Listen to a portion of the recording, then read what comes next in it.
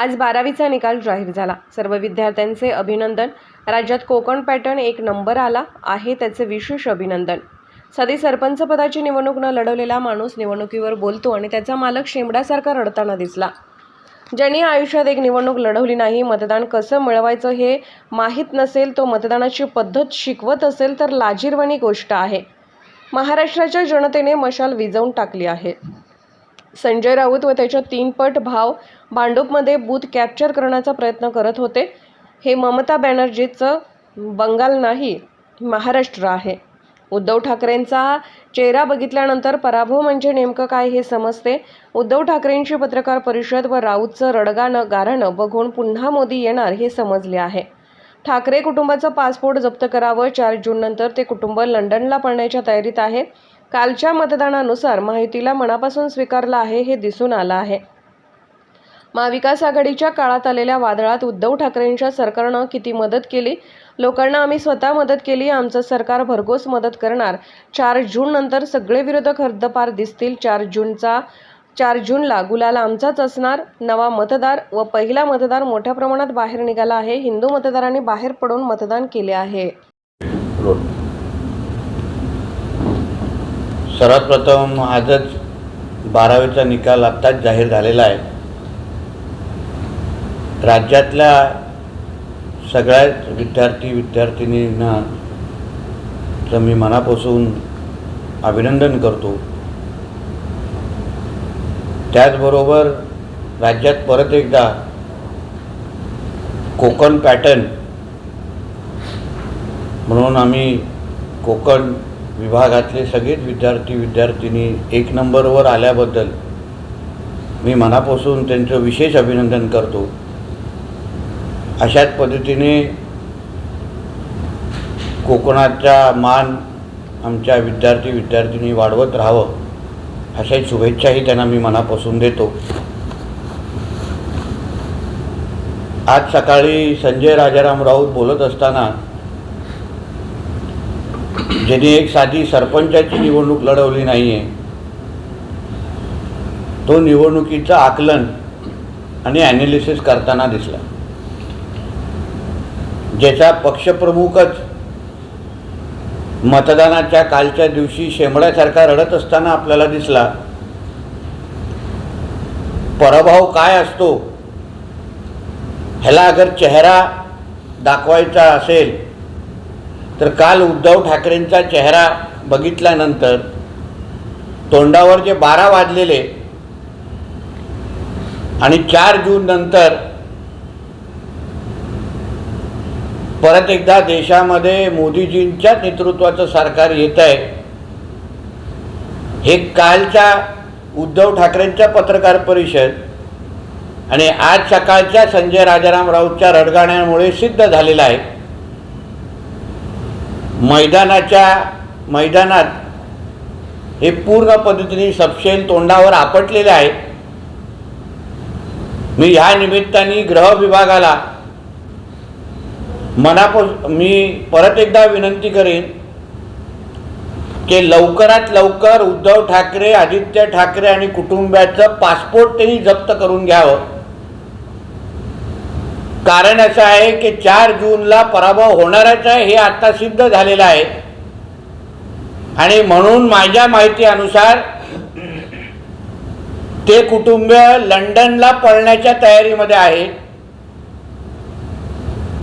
अंगावर असलेले भ्रष्टाचाराचे आणि खुनाचे आरोप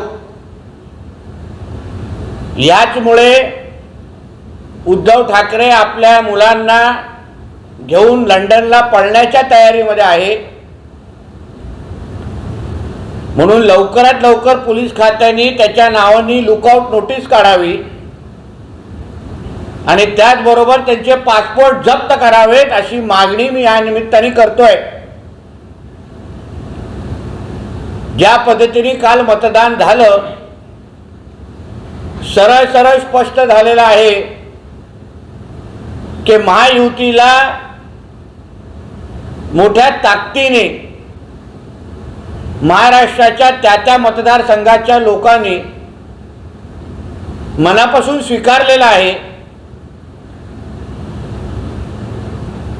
सगळेच आमचे उमेदवार घासून नाही ठासून निवडून येत आहेत आणि त्याचमुळे हे कालपासून जे काय रडगाणं महाविकास आघाडीच्या नेत्यांची सुरू झालेलं आहे हे त्याचाच पुरावा आहे की या आपल्या राज्यामध्ये महायुती 45चा आकडा गाठते. महाराष्ट्राच्या जनतेने परत एकदा मोदीजींचं नेतृत्व आणि आमच्या महायुतीच्या सरकारला स्वीकारलेलं आहे आणि तेच चित्र आपल्याला 4 जूनला दिसणार आहे. धन्यवाद. असं म्हणतात की अत्यंत कासव गतीने ही मतदान प्रक्रिया राबवली गेली, खास करून जिथे महाआघाडीची सरशी होऊ शकते अशा ठिकाणी मुंबईतील एका मतदारसंघामध्ये एका तासामध्ये फक्त 11 लोकांनीच मतदान केलं. ज्यांनी आयुष्यामध्ये एक पण लोकांमध्ये निवडून गेलेली निवडणूक लढवली नाही, मतदान कसं होतं, मतदान कसं मिळवायचं, ह्यांनी साधी सोसायटीची पण निवडणूक कधी लढली नसेल, पतसंस्थाची निवडणूक पण कधी लढली नसेल, तो आम्हाला मतदानाच्या पद्धती शिकवत असेल तर ही फार मोठी लाजिरवाणी गोष्ट आहे. पहिलं संजय राजाराम राऊतनी आणि त्याच्या मालकांनी, कारण का दोघांनीही कधी लोकांमधली निवडणूक लढवलेली नाही. निवडणुकीच्या मतदानाच्या दिवशी या गोष्टी घडत असतात.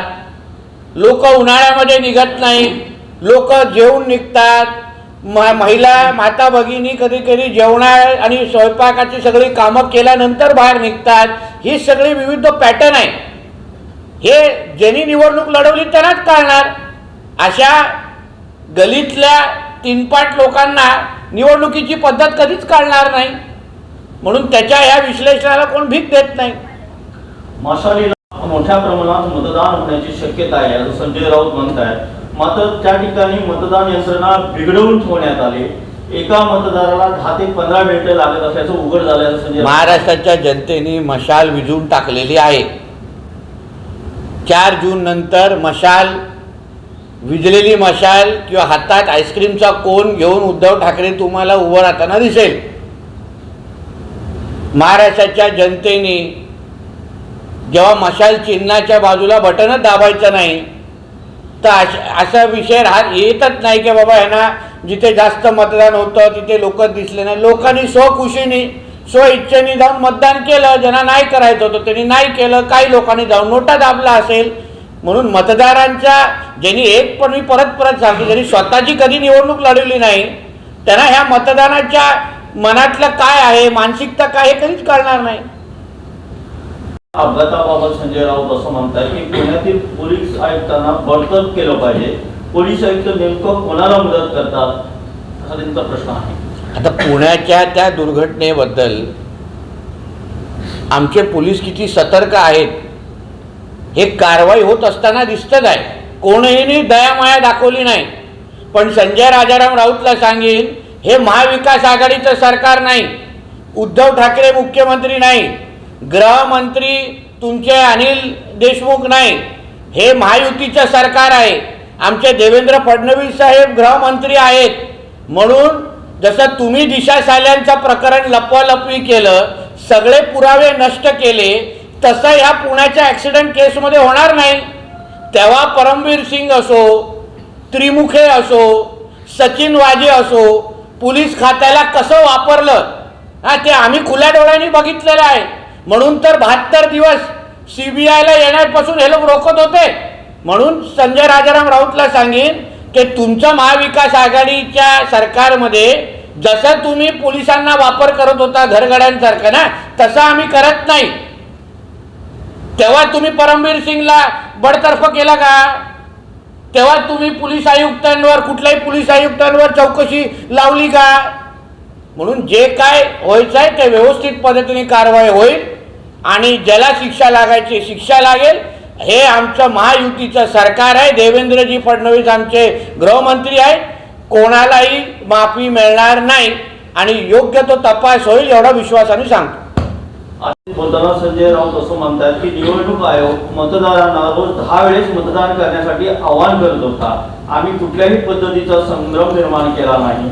नेत्यांनी मतदान करणे सांगणे म्हणजे संभ्रम असं होत नाही. त्यांनी राज्यघटना आणि आचारसंहिता पुन्हा एकदा वाचणं गरजेचं आहे असं संजय राऊत म्हणाले. संजय राजाराम राऊत आणि त्याच्या त्या तीनपाट भावांनी, आमदार भावांनी काल भांडूपमध्ये बूथ कॅप्चरिंगचा प्रयत्न करत होते, पण तो सपशेल फसला. कारण का आमचा जे काय निवडणूक आयोगाचे अधिकारी असो किंवा आजूबाजूची जनता असो एवढी सतर्क होती की या दोघंही राजाराम राऊतांच्या मुलांना बूथ कॅप्चरिंग करायला दिलं नाही. कारण का हे काय तुमच्या ममता बॅनर्जींचं वेस्ट बेंगॉल नाही, हे आमचा महाराष्ट्र आहे. इथे तुम्ही बूथ कॅप्चरिंग करत असताना या दोन्ही भावांची काय अवस्था गेली, त्यांना पळून लावलं तिकडून. म्हणून त्यांनी आम्हा लोकांना शिकवू नये. फक्त हे नियम कोणीही पायतळी तुडवत असेल ना त्याला योग्य ती शिक्षा होईल याचा अंदाज काल त्यांनी घेतलाय. गेले 5-6 दिवस सिंधुदुर्ग जिल्ह्यामध्ये अवकाळी पाऊस पडतो. या अवकाळी पावसाने फार मोठं नुकसान केलेलं आहे. शिवसेना उभाटा गटाकडून अशी मागणी करण्यात आली की तौक्ते वादळाच्या धर्तीवर मदत मिळावी आणि 5 दिवसात मदत नाही मिळाली तर त्या सर्व बाधितांना घेऊन आंदोलन करण्याचा इशाराही दिला गेला. तौक्ते वादळ असो किंवा महाविकास आघाडीच्या काळात आलेले वादळांच्या वेळी उद्धव ठाकरेच्या सरकारने किती मदत जाहीर केलेली आणि त्या बाधितांना किती मदत हातात मिळाली ह्याचा हिशोब मग आम्ही जिल्हाभर बॅनर लावून दाखवतो. उद्धव ठाकरेंनी सांगितलेले घोषणा केलेले पैसे आणि वस्तुस्थितीमध्ये लोकांच्या हातात आलेले पैसे ह्याच्यामध्ये जमीन आसमानचा फरक आहे. तेव्हा ह्यांच्या सरकारने दमडीही दिली नाही. आमच्या सरकार, आमचे कलेक्टर, आमचे तहसीलदारांनी सगळे पंचनामे केलेले आहेत. मदत कशी मिळण्यासाठी सगळी आमची तयारी झालेली आहे. ते सोडा, सरकारी मदतीसाठी आम्ही थांबलो नाही. आम्ही स्वतः पत्रे आणि कौलं पाठवलेली आहेत. मग तुमच्या खिशात तुम्ही हात कधी टाकणार? हे जे काय कॉन्ट्रॅक्टच्या पैशांनी आणि गॅसच्या पैशांनी तुम्ही पैसे कमवतात ना, मग खिशात हात टाका, लोकांना मदत करा. कशाला सरकारकडे नेहमी हात पसरवत बसतात? आमचं सरकार भरघोस मदत करणार, तुमच्या उद्धव ठाकरे सरकारपेक्षा जास्त करणार. पण हे जे काही बोलणारे लोक आहेत, स्वतः अब्जावधी झालेले आहेत, मोठे मोठे घरं बांधलेले आहेत, एवढे पैसा कमवलाय की इन्कम टॅक्सच्या इन्क्वायऱ्या तुमच्यावर सुरू आहेत, खिशात हात टाकून लोकांना मदत कधी करणार? म्हणून बाधितांची चिंता करू नका. बाधितांना सगळी मदत महायुतीचं सरकार आणि भारतीय जनता पक्षाचा कार्यकर्ता आज पण करतो आहे. तुमच्यासारख्या रडण्याची आम्हाला गरज नाही. हा ताकदीने बाहेर निघालेला आहे. कारण का ज्या पद्धतीने फतवे काढले गेले, ज्या पद्धतीने डिवचण्यात आलं, ज्या पद्धतीने वोट जिहाद करणाऱ्या लोकांनी दाबण्याचा प्रयत्न केला, त्याला उत्तर म्हणून महाराष्ट्रातला हिंदू समाज हा ताकदीने बाहेर निघाला. म्हणून तुम्हाला हे एवढे मोठे आकडे आणि टक्के दिसत आहेत. कारण का जे काही भीती पसरवण्यात आली, जे काही एकंदरीत ताकद दाखवण्याचा प्रयत्न वोट जिहादच्या करणाऱ्या लोकांकडून झाला, त्याचं उत्तर म्हणून तुम्हाला हे सगळे मोठ्या प्रमाणामध्ये प्रतिसाद दिसलेला आहे. मला विश्वास आहे येणारं सरकार हे मोदी साहेबांचंच असणार, NDAचंच असणार आणि ह्याच्या सगळ्याचं जे काही मतदानाचे आकडे टक्के तुम्हाला दिसलं आहे त्याचं प्रतिबिंब तुम्हाला 4 जूनला दिसेल.